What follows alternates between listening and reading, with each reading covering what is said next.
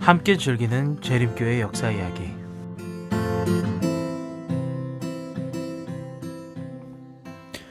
안녕하세요. 재림교회 역사 이야기 팟캐스트에 오신 여러분들을 다시 한번 환영합니다.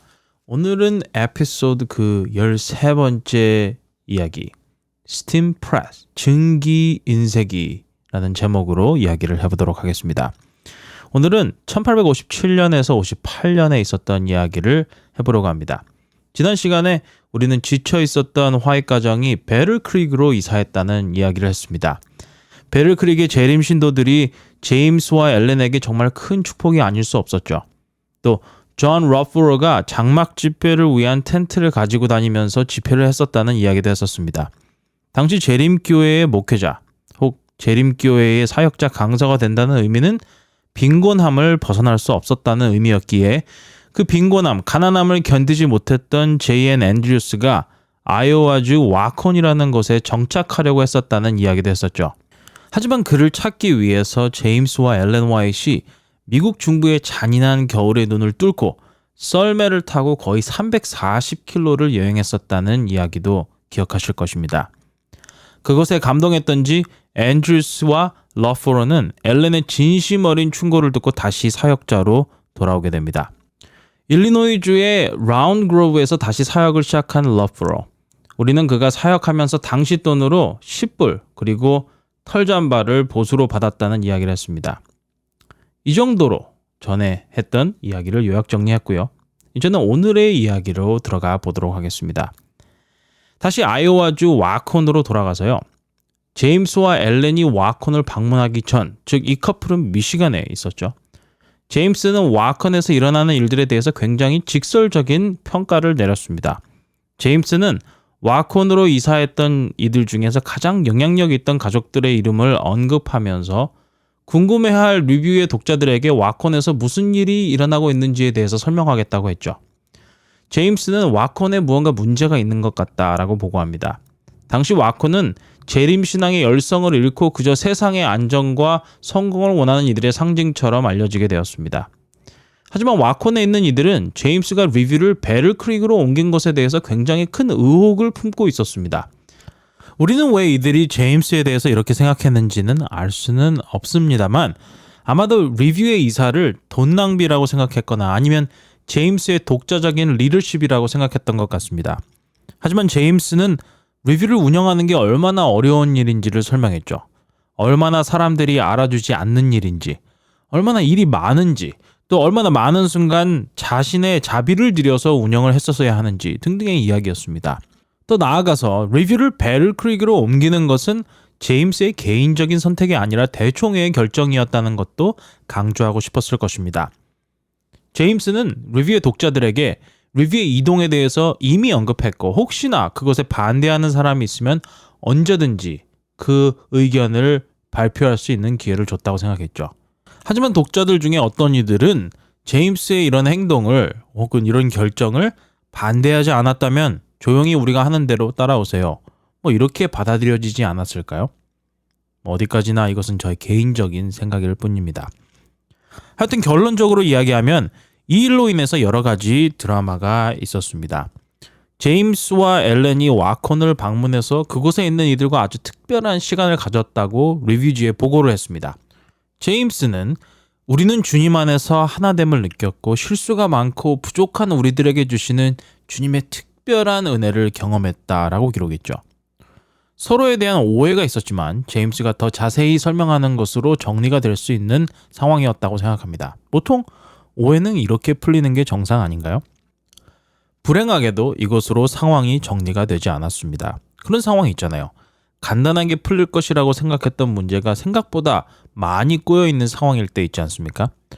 이렇게 꼬인 상황이 된 것의 중심에 서 있던 사람들이 바로 와콘에 있던 에드워드 앤드루스 그리고 사이프리안 스티븐스라는 사람들이었습니다. 상황을 보면 이 두 사람은 그리 평범했던 사람은 아니었던 것으로 보입니다. 1849년 제임스와 엘렌이 이 두 사람을 대면해야 하는 상황이 있었죠. 전에 이야기했던 이 상황은 이 두 사람이 광신적인 경향이 있었기 때문이었습니다. 1844년의 대실망 후에 에드워드 앤드루스는 수입을 위해서 일하는 것, 노동하는 것이 죄라고 생각했습니다. 재림이 곧 있을 것인데 계속해서 수입을 위해서 일하는 것은 하나님에 대한 불신적인 행동이라는 것이었죠. 재림하신 예수님 앞에 자신이 소유한 집이나 땅이나 돈이 있다는 것 그 자체가 민망한 것이라고 주장했습니다. 이걸 들으시는 여러분들은 다 똑같은 생각을 하고 있을 것이라 생각합니다. 그럼 그 사람은 누가 먹여 살리나? 그렇습니다. 그를 위해서 다른 이들이 노동을 했었어야만 했죠. 사이프리언 스티븐스도 그만의 생각이 있었습니다. 그 역시 평범하지 않아서 같은 마을에 사는 사람들은 그가 정신적으로 온전하지 않은 사람이라고 생각했다고 합니다. 어쨌든 이런 상황에서 제임스와 엘렌이 이들과 대면했을 때에는 그나마 그 상황에서는 그때는 성공적이었습니다. 하지만 이 둘은 와이프 부부를 곱게 보지 않았습니다. 이듬해인 1850년 제임스와 엘렌이 잠시 에드워드 앤드루스의 집에서 묵게 됐습니다. 전에도 이야기했듯이 사형 말고는 생각하지 않고 살던 그 시절 제임스와 엘렌은 머무를 곳이 필요했기 때문이었죠. 집이 없었으니까요. 처음에는 에드워드가 제임스와 엘렌에게 공짜로 자기 집에 머물러도 된다고 제안했다고 합니다. 하지만 에드워드는 일주일의 식사 비용으로 1불씩 내라고 했습니다. 일주일에 1불을 내는 것이 그렇게 비상식적인 것은 아니었지만 문제는 제임스와 엘렌이 거의 제대로 먹지 못했다는 것이었죠. 제임스가 그 마을에 어떤 사람이 일주일에 1불 50전을 내고 자신이 먹는 것보다 훨씬 나은 대접을 받는 것을 보고 속이 상했습니다. 바가지라고 생각한 것이죠. 그때 제임스는 마음이 많이 상했던 것 같습니다. 얼마 후 제임스와 엘렌은 뉴욕주의 라체스터로 이사를 했는데 이때부터 에드워드 앤드루스가 제임스가 자신의 돈 8불을 떼먹었다고 불평을 하고 다니기 시작했습니다. 1불이 일주일의 식비라면 약 2달 정도의 식비 비용이라고 생각할 수 있겠죠. 이렇게 불편함이 시작된 것으로 보입니다. 다른 한편 와컨에 있던 이들의 영적 상태에 대해서 리뷰에 아주 직설적으로 기고한 제임스의 방법 또한 그리 현명한 방법은 아니었던 것으로 생각됩니다. 누군가의 실수를 공개적으로 지적하는 것은 항상 후유증이 따르게 되죠. 하지만 제임스의 성격이 그랬었나 봅니다. 상대방을 더 이해하는 사람이었다면 개인적으로 만나서 조용히 얘기해서 모두가 다 좋게 넘어가게 할 수 있었을 텐데요. 항상 그런 상황이 있잖아요. 어쩌다 보니까 이 센 사람들끼리 부딪히는 경우, 그때가 아마 그런 경우가 아니었나 생각이 듭니다. 하지만 당시에 제임스는 그런 식으로 생각하지 않았고 또한 재림운동 또한 그런 느낌이 아니었습니다. 1856년 많은 이들이 당시에 교회가 요한계시록에 나오는 라오디게아의 상태, 즉 뜨뜻미지근한 상태에 있다는 사실을 깨닫게 되었고 역시 많은 이들이 리뷰지로 편지를 보내서 자신들의 뜨뜻미지근한 신앙 상태를 회개하고 자복했다고 합니다. 이런 신앙 상태에서 깨어날 수 있도록 기도해달라고 요청했음은 물론입니다. 다 이런 것 개인적인 내용들을 이렇게 공개적으로 이야기하는 것이 일반적이었다는 것이죠.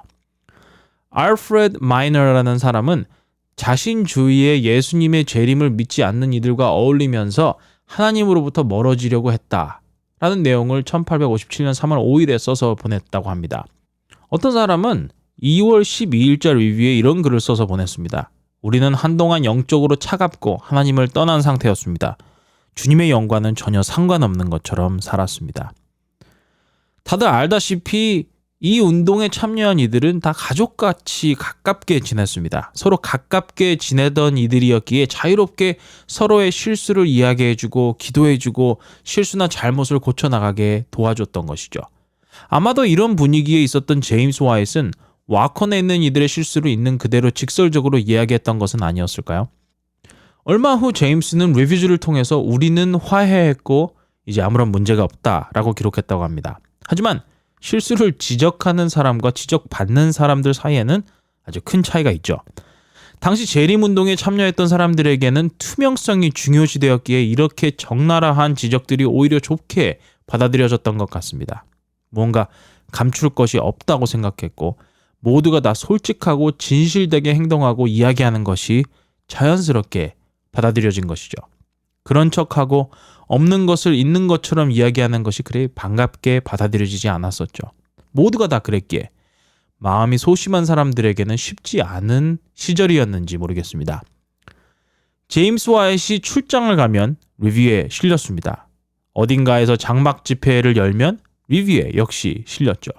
어떤 곳에서 어떤 주제로 집회가 있다고 하면 리뷰에서 광고를 올렸고 누군가 책자를 원하면 역시 리뷰에 책자를 요청했습니다. 리뷰가 후원금이 필요하면 역시 리뷰에 그 광고가 올라갔죠. 어떤 이가 멀리 사는 누구에게 사과를 하기 원하면 역시 리뷰에 실렸습니다. 이렇게 개인적인 사과들, 꼭 리뷰에 실렸던 것들을 보면 공개적인 인쇄물의 개인적인 사과나 지적을 출판하는 것이 당시에는 굉장히 흔한 일이었던 것으로 보입니다. 또 어떤 분은 같은 해 3월 5일에 이런 글을 실었다고 하죠. 저를 위해서 기도해달라고 할 필요가 없을 것 같아요. 왜냐하면 하나님의 자녀들은 항상 서로를 위해서 기도하기 때문이죠. 마치 엄마가 자녀들을 위해서 신실히 기도하는 것처럼 하나님의 자녀들은 서로를 위해 기도하리라 생각합니다. 우린 이 운동에 참여한 지 얼마 되지 않았기에 여러분들의 기도가 항상 필요합니다. 가족끼리는 좀 솔직하잖아요. 가끔 솔직한 것이 지나쳐서 문제가 생길 때가 많긴 하지만요. 어쨌든 제임스는 이전 경험을 바탕으로 에드워드와 시레네오스가 어떤 사람들인지 기억했으면 좋았을 텐데 그러지 못했던 것 같습니다. 이 둘은 쿨하게 털어버리는 그런 성격의 사람들이 아니었죠. 사이프리언 스티븐스는 제이앤 앤드류스와 유라이아 스미스의 장인이었습니다. 이 두 사람은 동서지간이었던 것이죠. 유라이아 스미스는 1857년 후반에 결혼을 했기 때문에 이들은 이미 아이오와 와콘으로 이주한 와콘집에 든 사위였습니다. 앤드류스와 스미스의 아내들, 즉 이 두 자매는 아버지가 가지고 있었던 제임스에 대한 착각을 악화시키면 악화시켰지 좋게 만들지는 않았던 것 같습니다. 무슨 일이 있었는지 정확하게는 알 수 없지만 제이앤 앤드류스와 유라이아 스미스도 제임스 와이트에 대해서 부정적으로 이야기를 하기 시작했죠. 유라이아 스미스는 특별히 더 그럴 법한 것이 제임스가 애지중지하면서 키워왔던 리뷰 출판사를 유라이아 스미스가 편집인으로 물려받지 않았습니까? 제임스 와의 성격에 또 그 사람이 그렇게 완만하지 못해서 자신의 마음에 차지 않는 것을 유라이아 스미스에게 이렇게 저렇게 고치라고 잔소리를 했던 모양입니다. 이 점에 대해서는 엘렌 화이트도 자신의 남편인 제임스 화이트이 더 조심스럽게 처리했어야 하는 일이라고 언급을 했을 정도였으니까요. 젊은 사역자들을 다시 불러 모으는 일에 집중하던 그때 앤드류스 집안과 스티븐스 집안은 제임스 화이트에 대한 불만을 토로하기 시작했습니다. 꼭 이런 불만을 이야기하면 한 번에 안 끝나잖아요. 제임스 화이트에 대한 불만은 이리저리 퍼져나갔던 모양입니다. 불행히도 사이프리언 스티븐스가 1858년에 방울뱀에 물려서 죽은 후에도 제임스에 대한 불만의 루머는 사라지지 않았습니다. 불행히도 좀 익숙한 이야기들 아닌가요? 바라건대 여러분들의 교회에서는 이런 일들이 없길 바랍니다. 심지어 1861년이 되기까지도 제임스에 대한 불만의 목소리는 수그러들지 않았습니다. 제임스 와이트는 버틀러에게 글을 써서 보내기를 얼마나 자신이 화가 나고 열받았는지에 대해서 이야기합니다. 제임스는 이 일이 어떻게 시작된 일인지, 불신에 가득 찬 에드워드 앤드류스가 지난 11년 동안 고작 팔불 때문에 어떻게 자신을 들고 볶았는지 이해할 수 없다고 이야기했죠. 제임스는 이런 생각도 했을 겁니다. 그래, 내가 팔불 빚 졌다고 칩시다. 그 사람의 아들 제이앤 앤드류스, 그 친구에게 내가 챙겨줬던 것, 옷도 주고 말도 주고 심지어 필요할 때는 $50를 현금으로 준 적도 있는데 어떻게 이럴 수가 있습니까? 제가 이렇게 표현한 것은 제임스가 직접 그 얘기를 해설하기보다는 사실을 바탕으로 아마도 제임스의 마음속에 이런 생각을 하지 않았을까 해서 이렇게 이야기를 해봤습니다. 심지어 제임스는 제이앤 앤드류스가 쓴 책을 리뷰를 통해서 광고를 해준 적도 있었습니다. 제임스는 이렇게 기록했죠. 이거는 제임스가 한 말입니다. 쓴 글입니다. 에드워드 앤드류스는 내가 구두로 동의한 식비 8불을 지불하지 않았다는 말도 안 되는 것을 믿는 사람이다. 내가 확신하건대 에드워드가 감사할 줄 모르고 나를 이렇게 대하는 것은 그와 그의 가족을 질책한 엘렌의 이상에 대한 불신을 보이려 함일 것이다. 제임스 와이트, 정말 직설적이면서도 옳은 말을 하는 그의 성격은 어쩔 수 없나 봅니다. 제임스의 이러한 지적은 사실이었습니다. 에드워드가 엘렌을 처음 만났을 때 엘렌은 비전을 보기 시작했고 1849년에 있었던 에드워드의 실수를 지적했었죠. 그 후로 14년 동안 엘렌의 선지적 선물을 인정하지 않음으로써 자신과 자신의 가족을 향한 엘렌의 질책을 거부하려 했던 것입니다. 에드워드 앤드루스의 이런 행동은 어떻게 생각하면 재림운동을 떠난 이들보다 더 큰 손실을 가지고 왔습니다. 그는 여전히 운동에 참여한 한 일원이었기 때문이었죠. 그는 엘렌과 제임스를 정면적으로 배격했던 The Messenger Party, 아니면 이런저런 이유로 떨어져 나간 이들과는 다르게 재림운동에 꾸준히 한 일원으로 참여했던 사람이었습니다. 그는 한 번도 리뷰지에 지도자들에 대한 불만을 기록하지도 않았죠. 그냥 그가 있는 자리에서 끊임없이 불평했고 제임스와 대면하지도 않았고 또 만나고자 하지도 않았습니다. 그렇기에 제임스와 엘렌에게는 정말 악몽과도 같은 문제였죠. 대면하기를 원치 않고 만나고 싶어 하지도 않고 문제를 풀고자 시도하지도 않았지만 기회만 되면 제임스와 엘렌에 대한 불만을 이야기하는 사람. 정말 골칫거리였습니다. 뒤에서는 항상 나를 험담하다가 어떻게 해서 만나게 되면 바로 사과를 하는 사람이 있다면 여러분들은 어떻게 대하시겠어요? 에드워드 앤드루스와의 문제는 1863년이 되어서야 막이 내립니다. 에드워드는 사과하기를 모든 것이 다 나 때문이다.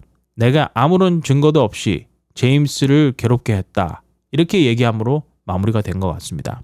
그 후로 2년 후 에드워드는 삶을 마감합니다.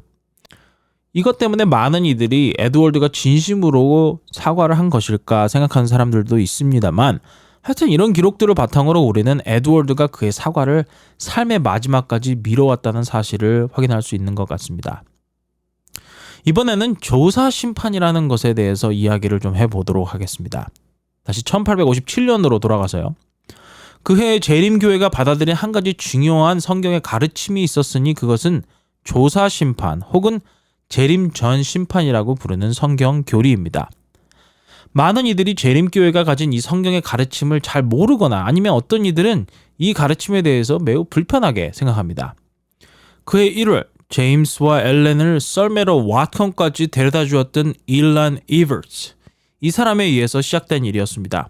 그는 교회가 라오디게아 상태와 같다는 것이 정말로 어떤 의미인가를 생각하고 있었다고 합니다. 리뷰에 글을 써서 보낸 그의 글에는 이렇게 기록하고 있습니다. 나는 심판이 예수님께서 재림하시기 전에 있어야 한다고 생각한다. 왜냐하면 예수님께서 재림하실 때 그리스도 안에 잠잔 자들이 먼저 일어나고 살아있는 자들이 공중에서 주님을 만날 것이기 때문이다. 이것을 다른 말로 하면 예수님이 재림하실 때 의로운 자들은 영생의 상급을 받고 죄인들은 죄의 형벌을 받는다는 것입니다. 누가 의로운지, 누가 죄인인지를 알기 위해서는 그 전에 의인과 악인을 구별하는 일이 있어야 하기 때문에 그는 재림 전에 의인과 악인이 구분되는 심판이 있어야 한다고 주장한 것이죠. 일리 있는 설명이잖아요. 그렇다면 그 심판은 언제 시작되는 것인가요? 이버스는 그의 질문을 1844년과 연결시켰습니다. 다니엘서 8장 14절에 2300주야까지니 그때의 성소가 정결하게 함을 입겠다고 했잖아요. 이미 사람들은 성소가 정결케 됨, 이것을 대속죄일과 연결시켜서 이해하고 있었고 대속죄일은 죄를 회개한 하나님의 백성과 그렇지 않은 사람들을 분리하는 날이었으니 이버스는 하늘 성소의 대속죄일이 시작되는 1844년 10월 22일이 심판이 시작되는 날이라고 생각했습니다. 어떻게 이해가 좀 되시죠? 즉 1844년 10월 22일 이후에는 이 세상은 각자가 자신을 돌아보고 심판하시는 하나님께 돌이키라는 대속죄일의 시간 안에 있다고 이해한 것입니다. 대속죄일은 1년 동안 매일매일의 죄를 속죄받기 위해 바친 희생제물로 더럽혀진 성소가 정결케 되는 날이었습니다. 그죠? 이스라엘 백성들에게 아주 중요하고 거룩한 시간이었죠. 다른 노동은 금지되었습니다. 대제사장이 하나님의 영광이 머무는 지성소로 들어가고 또한 이스라엘 백성이 거주하던 천막의 온 캠프가 다 정결케 되는 날이었습니다. 라오디게아 시대에 사는 이도 저도 아닌 뜨뜻미지근한 상태로 신앙하는 이 마지막 시대에 사는 성도들에게 정신을 차리라고 하늘 성소에서 시작된 대속죄일, 즉 우리가 사는 이 시간이 심판의 시간이라는 사실을 기억해야 한다는 것이었죠. 예수님께서 곧 오실 것이며 오시면 누구를 데리고 하늘에 가실지 결정하는 시간이라는 것입니다. 매 순간 매 순간이 영생이 결정되는 시간이라는 것이죠. 리뷰에 실린 이 글의 반응은 매우 긍정적이었습니다. 어떻게 보면 그렇게 새로운 아이디어가 아니었고 모두가 다 알고 있는 사실들을 연결해서 이야기한 것이기 때문이었습니다. 어떤 독자들은 이렇게 반응했다고 합니다. 내 죄가 도말되기 위해서 심판대 앞에 나아가고 있다는 사실에 너무나도 기쁜 소식이 아닐 수 없다. 즉 우리의 죄 문제 그 자체를 해결하기 위해서 우리 주님께서 일하시는 시간이라고 이해한 것입니다. 모든 이들의 죄가 해결되는, 모든 사람들의 죄가 도말되는 시간이라는 것이죠. 그것이 대속죄일에 있었던 일이고 그것이 오늘도 이루어지고 있는 일이라고 주장했습니다. 제임스 화이트도 그의 1월 말 그의 입을 열었습니다. 이버스의 주장에 동의하며 그것은 지금 현재 하늘에서 진행 중인 심판이라는 사실을 다시 한번 증명했다고 평가했죠. 예수님은 곧 오실 것이며 우리 모두 재림을 위해서 준비되어야 한다는 메시지가 다시 한번 모든 사람들의 마음을 울렸습니다. 이제는 존 러퍼러가 뭘 하고 있었는지 한번 살펴보려고 합니다. 예수님의 재림을 준비해야 한다는데 열심히고 헌신한 사람 중 하나의 이름을 대라면 아마도 우리는 존 러퍼러를 생각하지 않을 수 없죠. 일리노이즈와 위스콘신 주에서 몇 달을 보낸 그는 아직도 재정적으로 아주 빠듯했습니다. 위스콘신 주의 다츠빌에서 신도들이 한 50에서 60불 정도를 러퍼러를 위해서 모았는데 러퍼러는 그것을 보고 받기를 거절했습니다. 나중에 러퍼러가 기록하기를 그 돈을 가지고 온 사람이 이 돈을 당신을 위해서 쓰세요라고 하고 줬는데 이때 그 사람의 얼굴을 보니까 아주 긴장한 얼굴을 보고 그의 마음을 읽을 수 있었다고 합니다. 러퍼러는 그동안 장막 집회를 하면서 지출이 있었을 텐데 그것을 위해서 이 돈을 사용하지 그래요. 이렇게 말이 끝나자마자 그 사람이 돈을 집어들고 나갔다고 하죠. 나중에 러퍼러는 다시 기록하기를 그때가 나를 위해 기증된 돈을 본 마지막 순간이었다라고 했다고 합니다. 그는 일리노이주의 하이더스턴으로 이사했다고 합니다. 그곳에서 그는 그리스도의 제자 교회의 목사님과 토론회를 하게 되었다고 하죠. The Disciples of Christ 라는 곳의 목사님이었습니다. 말이 토론회지 논쟁이라고 해야 하지 않을까요? 어쨌든 그리스도의 제자 교회의 사역자는 이 토론회 하기를 엄청나게 기다렸었나 봅니다. 하지만 제7일을 안식일로 지키는 재림 신도들만큼 기다렸을까요? 토론회가 시작되고 4일이 흘렀습니다. 청중들은 러퍼러의 질문 공세에 답을 제대로 하지 못했던 그 목사님이 불쌍하게 보였는지 토론회를 멈춰달라고 요청했다고 합니다. 그 토론회 후 10명의 사람들이 제7일을 안식일로 지키기 시작했다고 하죠. 러퍼러가 위스콘신주에서 장막 집회를 할 때 좀 요상한 경험을 했다고 전해집니다. 그가 설교를 하는 동안 사람들이 몰려와서 야유를 보내고 모세의 법들을 소리쳤다고 하네요. 아마도 이 사람들은 구약 성경에 정통한 사람들이었었나 봅니다. 모임 둘째 날, 이 사람들이 다시 어린 양을 데리고 와서 그 귀를 잘라서 장막 집회를 하고 있는 그 텐트 안으로 집어 던졌다고 하죠. 정말 끔찍하죠. 그 다음 날, 아마도 이 사람들이 다시 와서 모임을 방해하려고 했었던 것 같습니다. 하지만 이 사람들이 발견한 것은 화가 난 양떼들이었다고 합니다. 그 후에 어떤 일이 있었을지는 여러분들의 상상에 맡기도록 하겠습니다. 그해 가을, 러퍼러는 아이오와의 와컨에 있는 그의 아내를 보러 돌아갔습니다. 이것을 들으시는 분들은 다시 와컨으로 돌아갔다고? 또 무슨 일이 있나? 이렇게 생각하실 수 있겠죠. 근데 이번에는 그렇게 걱정할 일은 아닌 것 같습니다. 이번에 와컨에 간 러퍼러는 집사람에게 미시간의 베를크릭으로 이사 가자고 이야기했다고 합니다. 그들이 베를크릭에 도착했을 때는 제임스 화이트로부터 큰 환영의 선물을 받았다고 알려져 있습니다. 제임스 화이트는 베를크릭에 있는 성도들이 모아서 준비해준 250불을 들고 그들을 환영했으니까요. 그것으로 러퍼러는 집을 구할 수 있었습니다. 러퍼러는 베를크릭에 도착하자마자 그곳에 두 번째 교회를 개척하기 시작했습니다. 베를크릭에 있던 첫 번째 교회는 1855년에 지어졌던 교회였습니다. 제임스와 엘렌이 도착했을 때 지어진 것이었죠. 이 교회는 약 11평 되는 사이즈로 꽉 채우면 40명 정도가 들어갈 수 있는 교회였다고 합니다. 하지만 베르크릭에 이미 많은 사람들이 이사를 와서 더 큰 교회가 필요했습니다. 교회는 4월에 총회를 열어서 약 300명에서 400명 정도가 들어갈 수 있는 성전을 건축하기로 결정했다고 합니다. 기록에 따르면 건축 비용으로 한 500불 정도가 들었다고 전해집니다. 이번에는 증기 인쇄기에 대한 이야기를 좀 해보도록 하겠습니다. 1857년 3월 제임스는 리뷰에서 사용하던 구식 인쇄기, 손으로 직접 인쇄를 하던 기계를 증기 인쇄기로 교체하기로 마음을 먹었습니다. 손으로 직접 인쇄를 하는 방식, 인쇄 활자를 만든 후에 그 위에 잉크를 묻히고 종이를 대서 인쇄하는 방식이었습니다. 종이를 올리고 손잡이를 잡아서 내리면, 그래서 꾹 눌러지면 인쇄가 되는 방식이었죠. 양면으로 인쇄를 하기 위해서는 종이를 빼낸 후에 다시 똑같은 순서를 반복해야 했었습니다. 제임스는 구독자들에게 설명하기를 리뷰지를 인쇄하려면 일주일에 적어도 3일은 그것을 인쇄하는 데 시간을 썼었어야 했다고 합니다. 거기에 다른 인쇄물들을 위한 시간은 포함되어 있지 않았죠. 시간이 정말 오래 걸리는 방식이었습니다. 또 다른 이유는 그 당시 모든 이들이 다들 증기기관을 이용한 인쇄 방식을 사용하기 시작했기 때문에 시간을 효율적으로 활용하면서 경쟁력 있는 사역을 하려면 증기 인쇄기를 도입하는 것이 너무나도 필요한 일이었습니다. 가격은 당시 돈으로 2,000불에서 3,000불 정도가 드는 프로젝트였죠. 4월 10일에 열렸던 대총회였습니다. 조셉 베이츠가 의장으로 모인 이 회의에서 리뷰 인쇄소가 증기 인쇄기를 구매하는 안건을 통과시켰습니다. 100불이나 더 많은 금액을 헌신한 사람들은 리뷰에 이름을 실어줬다고 하죠. 정말 제임스 와이트는 모금하는데 정말 특출난 능력이 있는 사람이었음에 틀림없습니다. 충분한 돈이 모였을 때 제임스 와이트는 버스턴으로 달려가서 인쇄기를 구입했고 그해 10월이 되었을 때 이미 리뷰 인쇄소에는 증기 인쇄기가 설치되어 있었습니다. 그가 이 생각을 한 지 단 7개월 만에 리뷰지는 그 당시 최신식 인쇄기를 장착한 인쇄소가 된 것이죠. 당시 그 증기 인쇄기는 3마력의 증기기관을 가진 인쇄기였다고 전해집니다. 제임스 와이트의 헌신과 고민 그리고 끊임없는 관심은 리뷰 인쇄소가 생겨나고 교회가 발전되고 리뷰지가 발전하는 데 절대적인 것이었다고 보여집니다.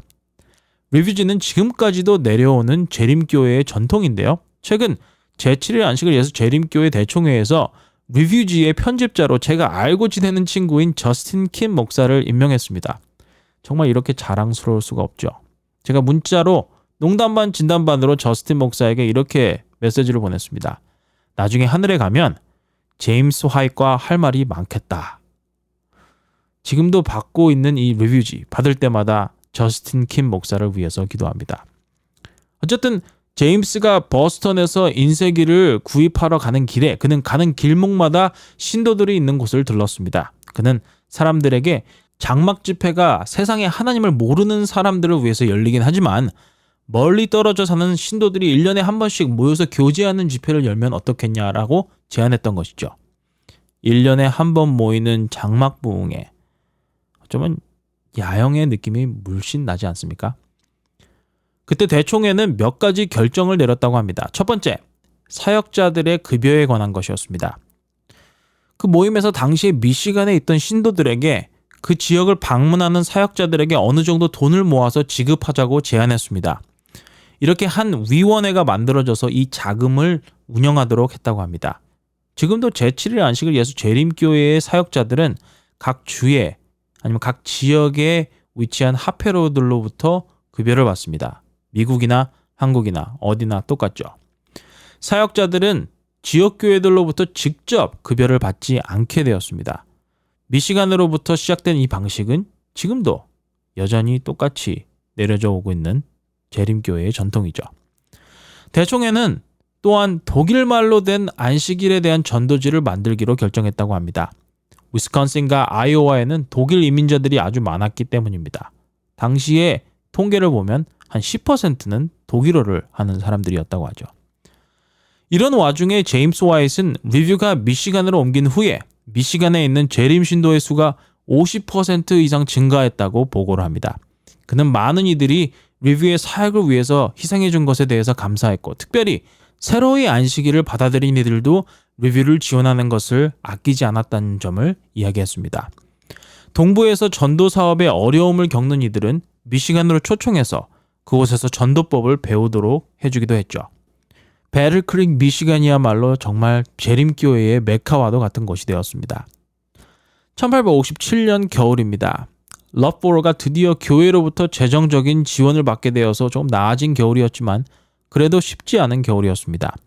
왜냐하면 미국 전체가 경제적인 타격을 받았던 해이기 때문입니다. 역사책에는 The Panic of 1857, 한국말로는 1857년의 공황이라고 알려져 있습니다. 이 경제 공황은 한 가지 이유로 일어난 일이 아니었습니다. 이것은 여러 가지 안 좋은 조건들이 겹쳐서 일어난 일이었죠.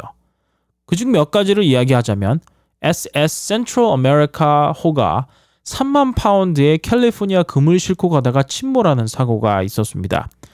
거기에 실린 금은 미국 정부를 위한 금이었는데 당시 미국 달러가 정부가 가지고 있는 금의 가치와 연결이 되었기 때문에 이것은 달러 가치에 아주 큰 영향을 줄 수밖에 없는 일이었죠. 금이 없으면 현금이 없는 것이나 마찬가지였습니다. 이 배는 허리케인 폭풍에 휘말려서 9월 11일에 침몰했습니다. 안타깝게도 425명이 생명을 잃었죠. 이것은 미국 역사상 가장 처참한 해상 사고로 알려져 있습니다. 사람들이 이 소식을 듣고 혹시나 자신이 가진 돈에 대한 우려로 다들 은행에 가서 돈을 인출하려고 했죠. 이런 상황을 더 악화시키는 것은 당시에 많은 은행들이 너무나도 많은 돈을 너무나도 쉽게 서부로 향하는 철도 회사들에게 빌려줬었다는 점입니다. 당시 서부로 향하는 이들이 많았기에 다들 괜찮을 거야 하면서 그렇게 했던 것이죠. 여기서 센트럴 아메리카의 선장님에 대해서 잠깐 이야기하자면 이렇습니다. 선장님의 딸은 나중에 21대 미국 대통령이 된 체스터 아서와 결혼하려고 했었다고 합니다. 거기서 이야기의 끝이 아니죠. 토미 톰슨이라는 사람이 1988년에 침몰된 이 배를 찾아냅니다. 그는 배와 함께 침몰한 금, 지금으로 하면 거의 1억 5천만 달러, 한국 돈으로 하면은 제가 계산을 해봤더니 약 2천억 원이 넘는 금액입니다. 결국 이 사람은 소송에 휘말려서 그를 도와주기 위해서 투자했던 투자자들과 그를 위해서 일했던 사람들에게 그가 금을 발견해서 벌은 돈을 나눠줘야 한다는 통보를 받게 되었습니다. 그는 그의 돈을 맡고 있었던 비서, 나중에 알려지기는 그 사람이 여자친구였습니다. 그 비서와 함께 사라져버립니다. 사라져버렸다 함은 미국 플로리다주의 한 어마어마한 저택에서 12개의 전화기와 그리고 어떻게 하면 경찰을 따돌릴 수 있는지에 대한 책을 가지고 잠수를 타고 있었다고 하죠. 어떻게 하다가 발각돼서 그는 그의 여자친구와 다시 도망을 치기 시작합니다. 그렇게 도망을 친 그들은 보카 레튼에 있는 힐튼 호텔에서 하룻밤에 224불씩을 내고 거의 1년 동안 숨어 지냅니다. 어떻게 생각하면 그런 막대한 부를 가지고 이렇게까지 할 필요가 있을까 하는 생각이 들기는 하네요. 어쨌든 이 두 사람은 거의 8년 동안의 잠수 생활을 하다가 2015년 1월 잡혔다고 합니다. 어쨌든 이 이야기가 오늘의 포인트는 아닙니다만 항상 역사에는 너무나도 신기한 이야기들이 많이 있습니다. 다시 본론으로 돌아가서 1857년의 경제는 침체의 연속이었습니다. 재림운동은 그리 이리저리 반응하는 시스템이 아닌 무언가 전체적인 방향과 문제를 해결할 수 있는 구조가 필요하다고 생각을 하지 않을 수 없었죠. 1858년 3월 엘렌 화이트는 제임스에게 이렇게 이야기했다고 합니다. 주님께서 이상으로 말씀하시기를 만일 당신이 모든 사역자들과 와컨에 있는 J.N. 앤드류스를 불러 모아서 성경을 연구하는 시간을 가진다면 성경에서 이 사역을 감당할 수 있는 하나님의 계획을 발견할 수 있을 겁니다. 제임스는 엘렌이 이야기한 대로 사역자들을 불러 모읍니다. 그해 4월 사역자들이 배틀크릭으로 모였습니다. 열심히 연구했죠. 그 결과요? 11금 제도가 하나님께서 내려주신 것이며 아직까지도 그리고 지금까지도 하나님의 백성들이 기억해야 하는 제도임을 인정하게 됩니다. 그로부터 9개월 후 조직적인 헌금 제도, 영어로는 Systematic Benevolence가 태어나게 됩니다. Systematic Benevolence, 이 조직적인 그리고 재정적으로 교회 조직을 유지하는 방법. 이것을 어떤 이들은 Sister Betsy라고 부릅니다. 어떻게 느낌이 오시나요? 교회의 조직을 최대한 피하려고 했던 초기로부터 점점 조직화된 모습을 가지고 있는 재림운동의 모습 말입니다. 이렇게 조직적으로 교회를 운영하는 방향으로 나아가고 있던 재림운동, 그것은 어떤 모습으로 변화되기 시작할까요? 다음 시간 우리는 그것에 대해서 더 이야기를 해보도록 하겠습니다.